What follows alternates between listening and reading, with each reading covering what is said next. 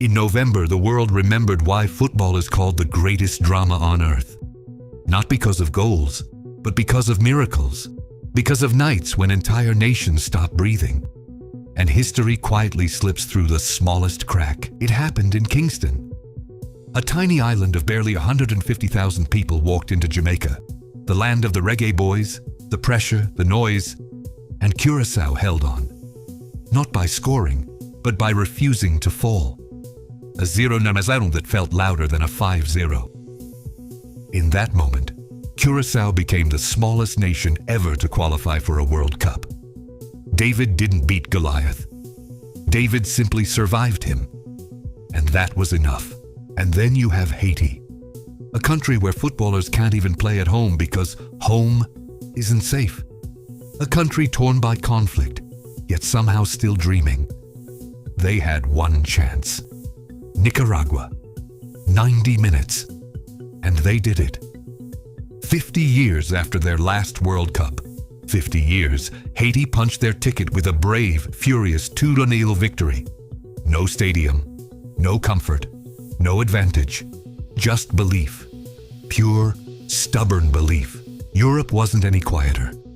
Scotland, a nation starving for a World Cup since 1998, delivered a match so chaotic it felt scripted by a madman. A 4-2 thriller against Denmark, where Scott McTominay flew into legend with an overhead kick. Where Kieran Tierney scored in the 93rd minute like he had personally bargained with the football gods. And then Kenny McLean unleashed a shot from inside his own half with literally the last kick. Hampton didn't celebrate. It erupted. For one night, an entire country floated. But maybe the wildest twist came from Budapest. Troy Parrott, a name people had almost given up on, rose like a punchline nobody saw coming.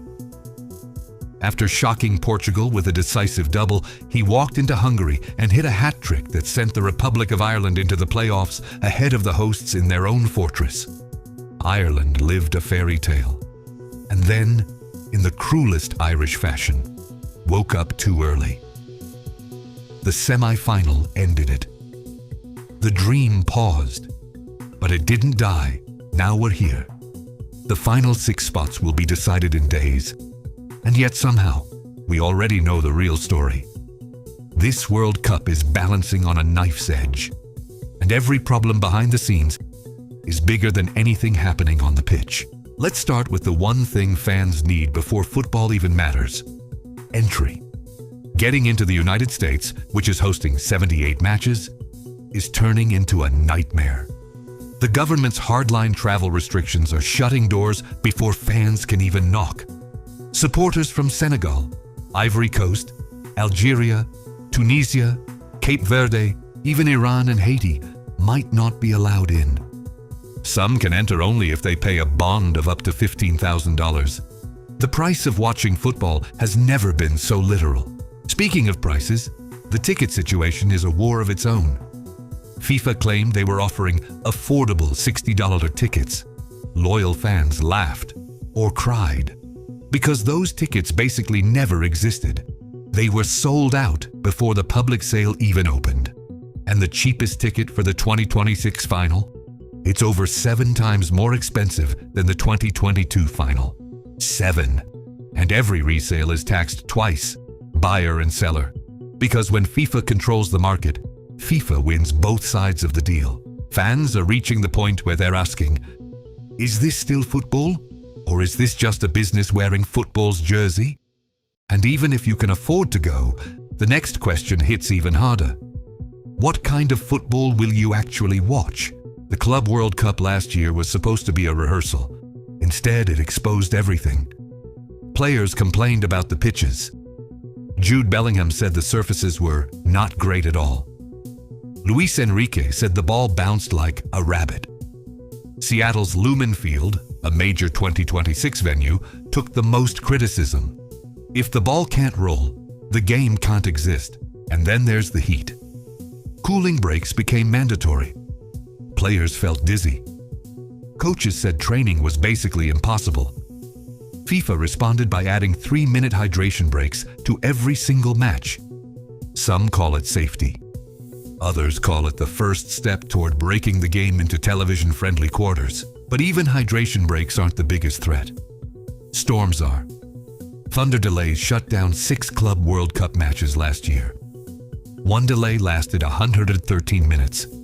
Coaches openly said, if this many games are stopped, maybe this isn't the right country to host a World Cup. But storms aren't the only danger in the sky. Politics are darker than any cloud, because the United States isn't just the host of the World Cup, it's also home to ICE, an agency surrounded by controversy after multiple deaths in custody this year. ICE has confirmed it will be part of tournament security. That news sparked fear across immigrant communities. A bill has even been introduced demanding ICE stay at least 1 mile away from every stadium.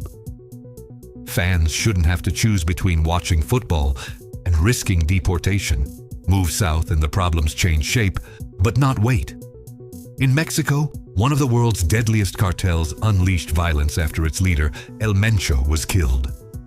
Shootouts with the military left 25 soldiers dead within 24 hours. Yet Mexico will host 13 World Cup matches, including 4 in the cartel's home region. The government promises 100,000 security personnel. FIFA says it feels very reassured. But reassurance is not the same as safety. And then, the war. The one headline that overshadows every stadium, every match, every ticket. The United States is now openly at war with Iran, coordinating attacks alongside Israel. Oil prices have spiked. Flights are more expensive. But that's the smallest consequence. The real horror is the civilian death toll in Iran. A toll so devastating their own sports minister said it's definitely not possible for Iran to take part in the World Cup. Iran's matches are scheduled in the United States. They asked to move them to Mexico. FIFA said no. Infantino claims Trump personally promised the team would be welcome. But Trump himself says he really doesn't care if they compete, and that he can't guarantee their safety. So here we are, on the edge of a World Cup more controversial than any before it. A World Cup where miracles are happening on the pitch, and chaos is happening everywhere else. And here's the truth. Nobody wants to say out loud, for the first time ever, a team that has qualified for the World Cup might not play, because it's being bombed by one of the host nations. The world is praying football will unite people. But right now, the world around football is on fire. If you want this story to reach more people, if you want the truth behind this World Cup to be heard, now's the moment. Share the video. Drop a comment. Stay tuned, because the next weeks will decide not just who plays in the World Cup, but what the World Cup even is anymore.